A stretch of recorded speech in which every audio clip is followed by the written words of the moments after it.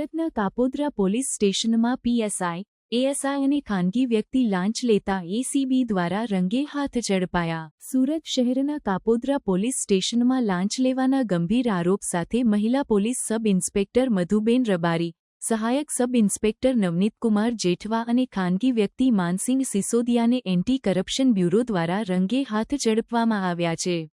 આ ત્રણેય આરોપીઓએ એક વેપારી પાસેથી 63,000ની લાંચ લેતી વખતે હીરાબાગ પોલીસ ચોકીમાં પકડાયા હતા.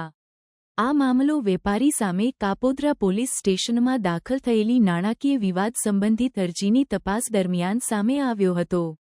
પીએસઆઈ મધુ રબારી અને એએસઆઈ નવનીત જેઠવા પર આરોપ છે કે તેઓએ ફરિયાદીને વારંવાર ધમકી આપી અને દબાણ કરીને લાંચની માંગણી કરી.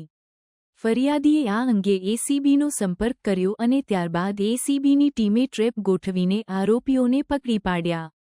આ ઘટનાએ પોલીસ વિભાગમાં ભ્રષ્ટાચારના મુદ્દે ગંભીર પ્રશ્નો ઊભા કર્યા છે. એસીબી દ્વારા આ કેસમાં વધુ તપાસ શરૂ કરવામાં આવી છે અને જો અન્ય અધિકારીઓની સંડોવણી જણાશે તો તેમની સામે પણ કડક કાર્યવાહી કરવામાં આવશે. આ કેસ એ સૂચવે છે કે ભ્રષ્ટાચાર સામે લડવા માટે એસીબી સક્રિય છે અને લોકોની ફરિયાદોને ગંભીરતાથી લે છે.